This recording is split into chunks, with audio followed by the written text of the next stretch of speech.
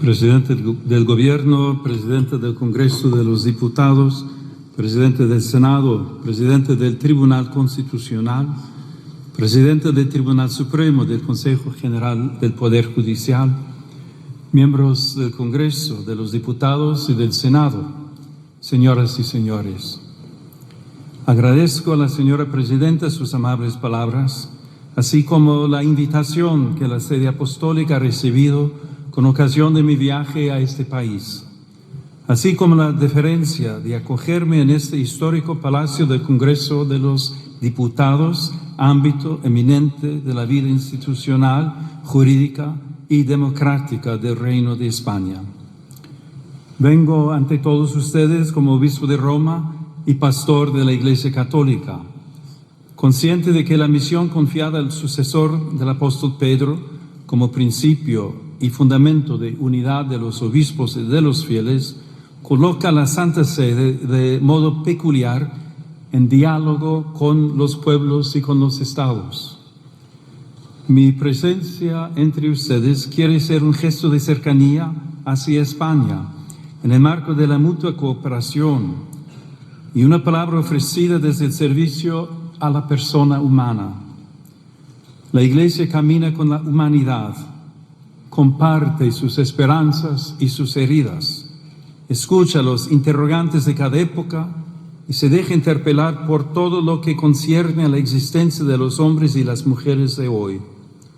Por eso, cuando se dirige a la vida pública, lo hace respetando la misión propia de las instituciones y la legítima responsabilidad de quienes han recibido el mandato de legislar. Reconoce la autonomía de las realidades terrenas y la distinción entre comunidad eclesial y comunidad política. Y precisamente desde esa conciencia aporta una reflexión nacida del deseo de servir al bien común y de recordar aquello que hace verdaderamente humana la convivencia. En este hemiciclo se da forma jurídica a la convivencia social. Aquí las diferencias se escuchan, se ordenan y cuando es posible se convierten en decisión compartida. Por eso, más allá de la legítima diversidad de posiciones, toda tarea legislativa acaba encontrándose con una pregunta decisiva. ¿Qué concepción de la persona humana inspira las leyes y qué tipo de sociedad construye esas leyes? Ante esta cuestión, España posee una memoria particularmente rica. Su identidad geográfica y política se ha ido entretejiendo con una historia en la que la fe y la razón, el arte y el derecho, la tradición y el pensamiento han sabido encontrarse fecundamente en sus catedrales y universidades, en su literatura inmortal, en sus instituciones jurídicas y en el ánimo mismo de su pueblo, permanece viva una herencia que ha dado forma a un modo de vivir la libertad, practicar la justicia y ordenar la vida común. Desde las páginas universales del Quijote, donde Cervantes proclamó que la libertad es uno de los más preciosos dones que a los hombres dieron los cielos, hasta la hondura espiritual de Santa Teresa de Ávila, y desde la gran tradición jurídica española hasta la inquietud metafísica de Unamuno, que recordaba que el hombre no se resigna a morir del todo, España ha sabido mirar al ser humano como algo más que una pieza del orden social, económico, político. Lo ha reconocido como criatura abierta a la verdad, dotada de libertad y movida por una sed de eternidad que ninguna realidad temporal logra extinguir. En una palabra, como alguien cuya dignidad precede a toda utilidad y a cuyo servicio está sujeta la acción legislativa. Por eso, al hablar hoy de la persona humana, esta memoria conduce naturalmente a Salamanca y al pensamiento que allí maduró. La presencia simbólica en esta sala de los reyes Isabel y Fernando remite a aquel momento en que España quedó situada ante responsabilidades históricas de alcance universal. Pocos años después, Salamanca habría de asumir con singular lucidez la reflexión moral y jurídica que ese escenario reclamaba. En aquella sede universitaria, hace 500 años, cuando se abrían mundos nuevos y posibilidades inmensas en las relaciones entre los pueblos, algunos maestros comprendieron que la razón no podía ser invocada para revestir de legitimidad cuanto la fuerza o el interés presentaban como conveniente. Introdujeron así en el discernimiento histórico la pregunta por el valor irreductible de todo ser humano y los límites morales del poder. Hay que reconocer que la sociedad y la misma Iglesia no siempre estuvieron a la altura de las intuiciones que encontraban eco en su propia tradición cristiana. Sin embargo, aquel interrogante abrió un horizonte intelectual y moral que desbordó su propio momento histórico. La intuición del totus orbis, de una comunidad humana más amplia que cualquier poder particular, permitía afirmar la existencia de vínculos jurídicos y morales entre los pueblos. Desde España, la reflexión de la Escuela de Salamanca y de manera particular Fray Francisco de Vitoria, junto con otros dominicos y jesuitas, contribuyó a formar una conciencia jurídica y moral capaz de recordar que la autoridad lleva siempre consigo una responsabilidad y que todo ser humano debe ser reconocido como sujeto de derechos y deberes. Ese anhelo sigue hablando también hoy, que la dignidad, la justicia y el bien común sean la medida de las relaciones sociales, tanto a nivel nacional como a nivel internacional.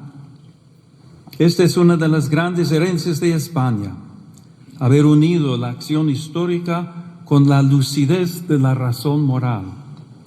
Aquella contribución, nacida a orillas del Tormes, trascendió las aulas y las bibliotecas y llegó a formar parte de una conciencia más amplia, compartida por la comunidad internacional que sigue preguntándose cómo construir la paz sobre el reconocimiento de la persona y no sobre la imposición de la fuerza.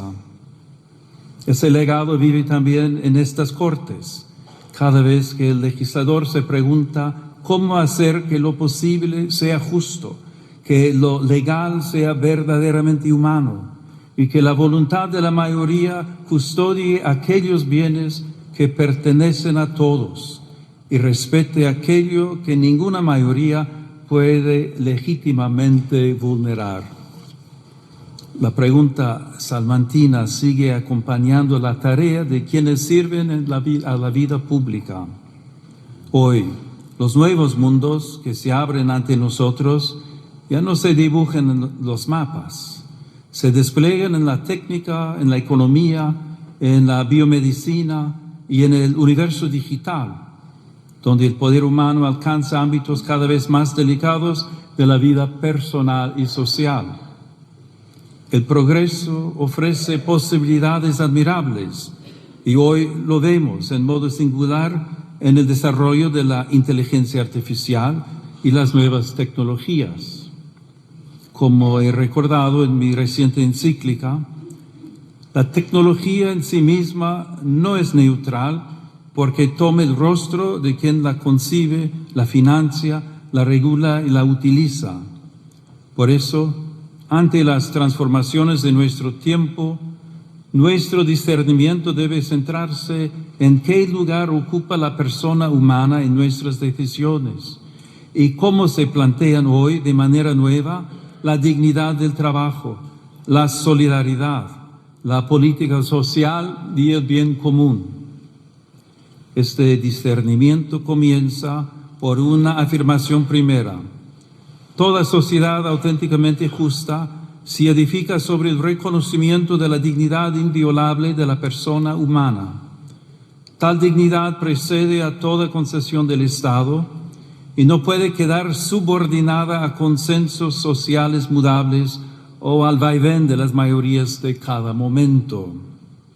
Pertenece a todo ser humano por el hecho mismo de existir y por eso debe orientar todo ordenamiento jurídico positivo. La fe cristiana la proclama a partir de la revelación. La razón humana puede reconocerla como exigencia inscrita en la verdad del hombre. Cuando esta convicción permanece viva, el derecho se convierte en amparo de todos y en garantía frente a la imposición de intereses y agendas particulares. Sobre este fundamento, me corresponde pronunciar hoy una palabra serena y firme ante quienes tienen la grave responsabilidad de ordenar jurídicamente la convivencia social. Esta convivencia puede verse amenazada por la cultura del descarte, como tantas veces advirtió el Papa Francisco. En este sentido, si la vida deja de ser reconocida como un valor fundamental, ¿qué futuro pueden tener nuestras sociedades? ¿Puede llamarse plenamente justa una comunidad que deje en la sombra al niño aún no nacido, al anciano, al enfermo, a quien sufre en silencio o a quien depende enteramente del cuidado de los demás?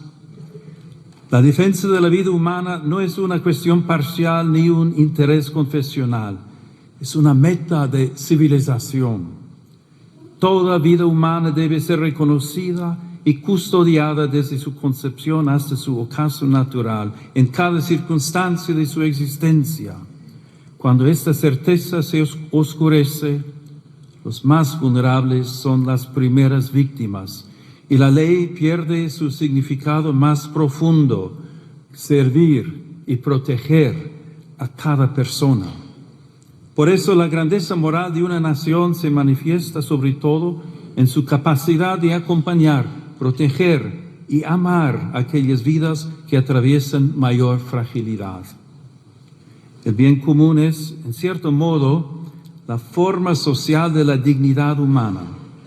No consiste en la mera suma de intereses particulares, sino en el conjunto de condiciones de la vida social que hacen posible a las asociaciones y a cada uno de sus miembros el logro más pleno y más fácil de la propia perfección. Cuando el bien común deja de ser horizonte compartido, la acción pública corre el riesgo de fragmentarse en intereses parciales, incapaces de custodiar aquello que pertenece a todos. En este contexto, reviste particular importancia la familia, realidad humana primera y fundamento natural de la comunidad. En el hogar se entrelazan las generaciones y se transmite una memoria viva que da continuidad interior a la sociedad. Allí donde la familia es sostenida, se fortalece también la estabilidad espiritual y social de las naciones. La familia será siempre la primera escuela de humanidad en la que se aprende, antes que en cualquier otro lugar, la gramática elemental de la convivencia: recibir la vida, cuidar al otro, perdonar, servir y pertenecer. También las instituciones educativas ocupan un lugar decisivo en esta tarea. En ellas, las nuevas generaciones pueden aprender a buscar y amar la verdad y a cuestionarse sobre el sentido de la vida y la dignidad de cada persona. Por eso, muchos padres deseosos de que sus hijos aprendan a relacionarse, a pensar con espíritu crítico y a adquirir valores sólidos, depositan en ellas grandes esperanzas como valiosas aliadas en su educación. Esta colaboración ha de respetar siempre el derecho primario e inalienable de los padres a elegir el tipo de educación y de formación que reciben sus hijos, en coherencia con sus propias convicciones morales, culturales y religiosas. La afirmación de la dignidad humana no puede permanecer abstracta cuando tantas personas se ven obligadas a dejarlo todo para buscar paz, seguridad y futuro. También el trágico drama migratorio interpela hoy la conciencia de las naciones y el fundamento ético del orden internacional. Numerosos hombres, mujeres y niños se ven obligados por circunstancias muchas veces dramáticas a partir de sus comunidades y dejar atrás seres queridos, historias y vínculos. Esta realidad rebasa cualquier lectura puramente demográfica o económica. Constituye una cuestión eminentemente moral y jurídica. Allí donde una persona es discriminada por su origen nacional, étnico, religioso o lingüístico, o por su condición económica y social, se vulnera gravemente el principio universal de la igual dignidad de todos los seres humanos. La situación de los migrantes y refugiados exige una respuesta que mire a las personas, afronte las causas que las obligan a partir y vaya más allá de la mera gestión de flujos. De ahí nace una doble exigencia de justicia social: ofrecer vías seguras y legales, una acogida respetuosa y posibilidades reales de integración, y promover al mismo tiempo el derecho a permanecer en la propia tierra, trabajando para que nadie tenga que abandonar su hogar por falta de paz, seguridad o condiciones dignas de vida, por las desigualdades económicas y los efectos de la crisis climática. En los últimos años, las rutas cada vez más peligrosas han evidenciado el altísimo coste de esta realidad, tantas veces escondida o ignorada. Muchas personas siguen siendo presas de traficantes y contrabandistas que se aprovechan de su desesperación. Es necesario fortalecer la prevención, el rescate y la asistencia a las víctimas, especialmente en el marco de una cooperación regional y multilateral. Ninguna nación puede afrontar por sí sola un desafío de esta magnitud. Por ello, es indispensable una respuesta coordinada, solidaria y eficaz, capaz de garantizar protección, acogida y oportunidades reales de integración a quienes emigran. Cuando la respuesta institucional se hace cercana, justa y coordinada, las fronteras dejan de ser lugares de abandono y pueden convertirse en espacios de protección responsable de la dignidad humana. Señorías, el mundo atraviesa una profunda crisis espiritual y cultural que se manifiesta en múltiples formas de violencia, polarización y desconfianza recíproca. En este contexto, la paz se presenta como una aspiración política y más aún como una verdadera exigencia moral. Reclama una palabra pública que respete a quien piensa distinto, instituciones puestas al servicio del encuentro, una memoria histórica que busque la verdad y la reconciliación y una vida social capaz de sostener la amistad cívica y el respeto mutuo en medio de la discrepancia. En el plano internacional, la paz exige valentía diplomática, responsabilidad ética y una visión de futuro fundada en el respeto a la identidad de cada pueblo y en la obligación de los estados de resolver sus controversias por los caminos pacíficos que ofrece el derecho internacional. Toda guerra constituye, en última instancia, una dolorosa derrota de la capacidad de negociar y también de aquella conciencia común de la humanidad que reconoce vínculos de justicia entre las naciones. Las armas pueden imponer un silencio temporal, pero nunca podrán edificar una paz auténtica y duradera.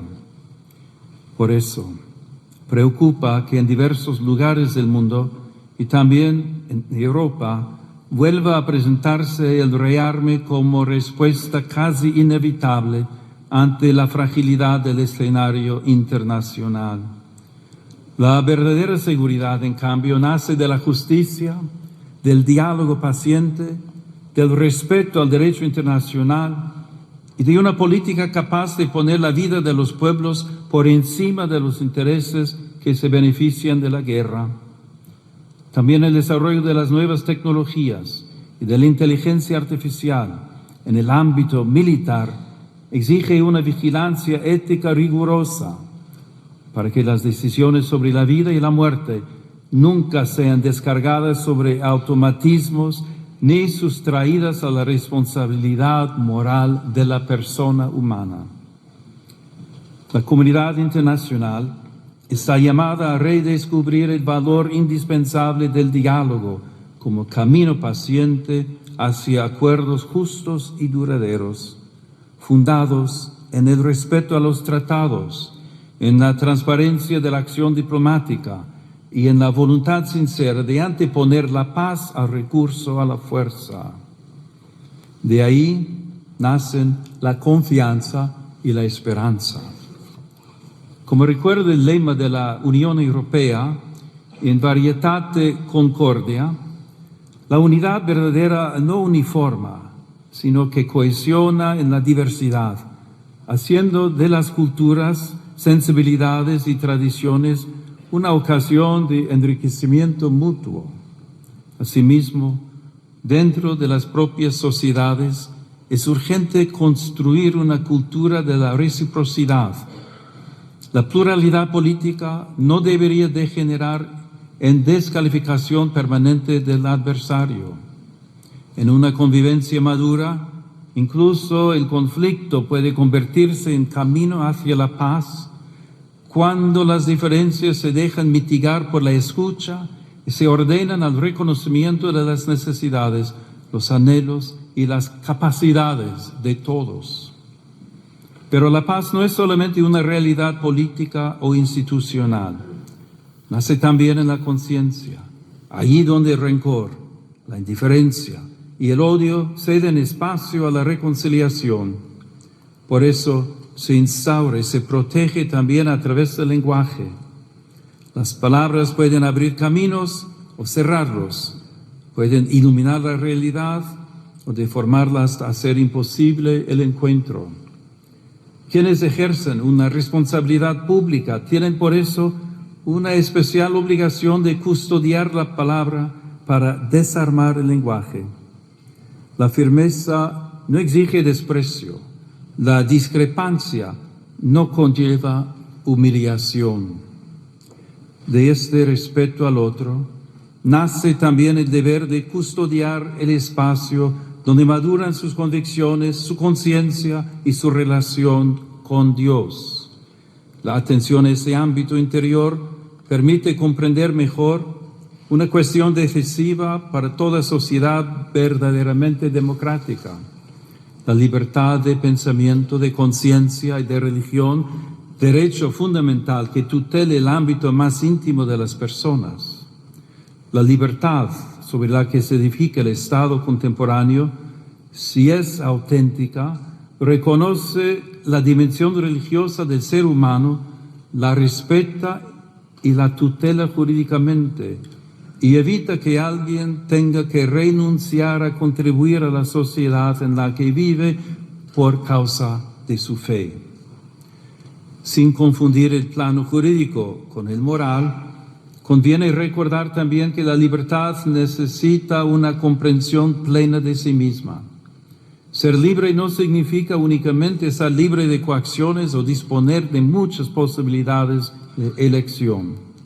Significa poder reconocer el bien y adherirse a él responsablemente. Por eso, toda sociedad efectivamente libre requiere también una justa delimitación del poder público, de modo que la libertad de las personas, de las comunidades y de las asociaciones no sea indebidamente restringida. Desde esta perspectiva, la legítima autonomía del orden temporal jamás debe interpretarse como hostilidad hacia el fenómeno religioso. La fe no pretende imponerse mediante privilegios ni coerciones. Sin embargo, tampoco puede ser relegada al silencio como si fuese irrelevante para la vida pública. En este contexto, el sigilo sacramental de la confesión reviste una importancia especial para la Iglesia Católica. Se inserta en el ámbito más amplio de la libertad religiosa, que garantiza a las comunidades creyentes un espacio propio de vida, organización y disciplina interna. Tutelarlo jurídicamente, como sucede de modo análogo en algunas profesiones, significa preservar un espacio sagrado de libertad interior, donde el creyente puede abrir su alma ante Dios sin temor a presiones externas, como reconocen también las normas internacionales. Señoras y señores, permitan que me detenga un instante en algunas imágenes que adornan esta cámara.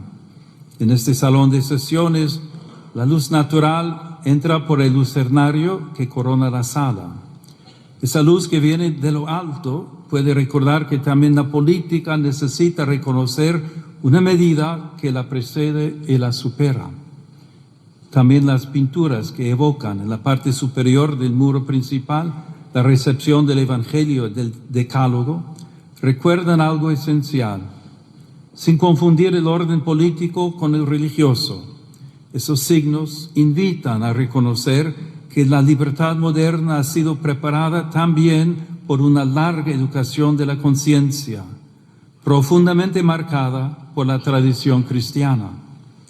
En esa escuela interior, los pueblos aprendieron que el derecho debe servir al bien, que la justicia pone límites a la fuerza, que el poder necesita legitimidad, que los pobres pertenecen plenamente a la comunidad, que el extranjero debe ser acogido conforme a su dignidad y que la vida humana jamás puede ser tratada como mercancía.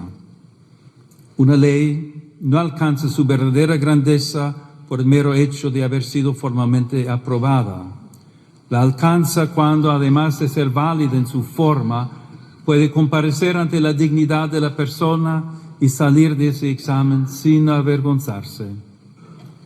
Les invito a alzar pues la mirada, no para alejarse de la realidad, sino para recordar que toda decisión de las autoridades públicas toca personas de carne y hueso, especialmente a quienes tienen menos fuerza para hacerse oír. Porque la altura de miras consiste precisamente en mirar con más hondura aquello que está en juego en cada decisión pública. Por eso, junto a las respuestas técnicas y las reformas legales, hace falta también una renovación moral. España puede ofrecer mucho en este camino. Cuenta con una lengua que une continentes, una tradición cultural, jurídica y espiritual que ha sabido poner en diálogo fe y razón, derecho y conciencia, unidad y pluralidad.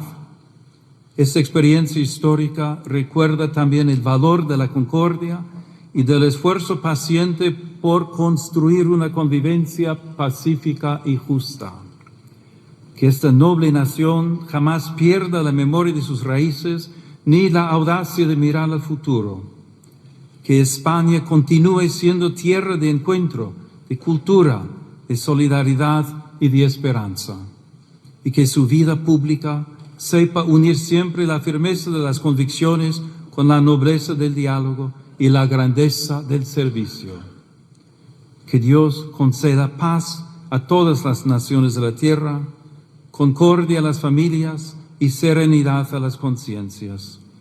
Y que sobre el reino de España, marcado por la huella apostólica de Santiago y por la presencia maternal de la Virgen del Pilar, desciendan días de prosperidad, justicia y paz duradera.